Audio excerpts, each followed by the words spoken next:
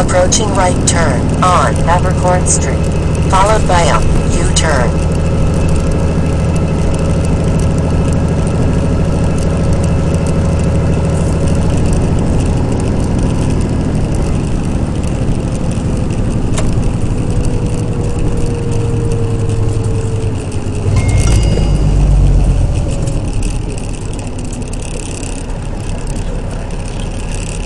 Complicated point because you can't just look at wages, you have to look at the experience and the education level and the commitment level of the workers. So you can't just say union guys make more because they may have different characteristics.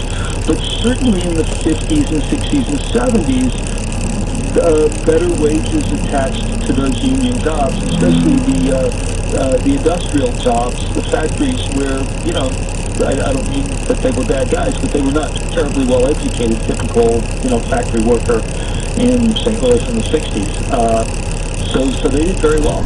Now in Texas, the union membership rates have been well below the national U.S. average since comparable state data became available, I think, back in the late 80s. Is that because Texas is a right-to-work state? Does that have anything to do with it? Yeah, a little bit. Right to work is a big, holy grail of unions and U-turn in 0.2 miles. But the evidence on how much difference right to work really makes is kind of mixed.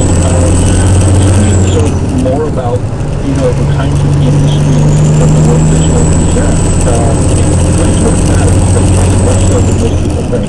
It's interesting, when you look at that, you often hear one-term things around, in fact, when I go back working in media, U-turn in back 0.1 in the 80s, miles. trying to unionize at some of the television stations. One station indeed, channels the times they put it now, but I think it was CBS affiliate back then, Channel 4, had a big push on it. And in fact, I think they did become U-turn unionized. in 0.1 But miles. it was only one station, and after that, parking lot there. You just hit Dr. Greg Keith's trail him down the road. It was voted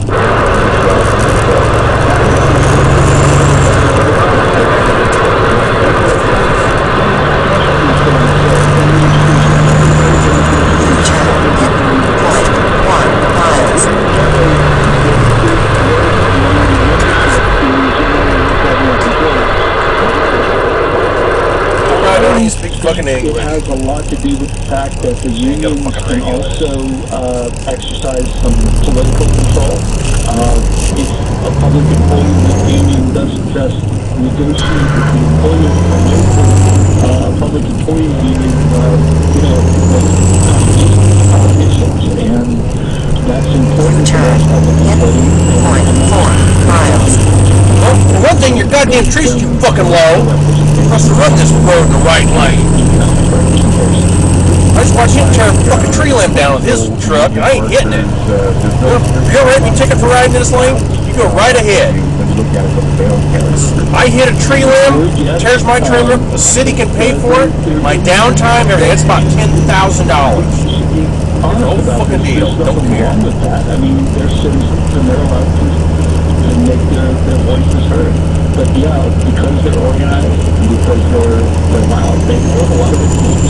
Alaska also very high on the list of having some of the highest union rates in the nation. Some of the data I was reading this morning in preparation for this 22.8%. Hawaii is coming in with union membership at 21.8%. Why would Hawaii be that high on the list? Is that due to the maritime shipping lanes and some of the port activity? That's a good guess. Relatively high number of public employees in a state like that. Sure. And there is also a culture here. In some culture, some groups, that it's just more natural that you would see union affiliation. Maybe that's a bit of it too. That goes back to that historical perspective that you were talking about. That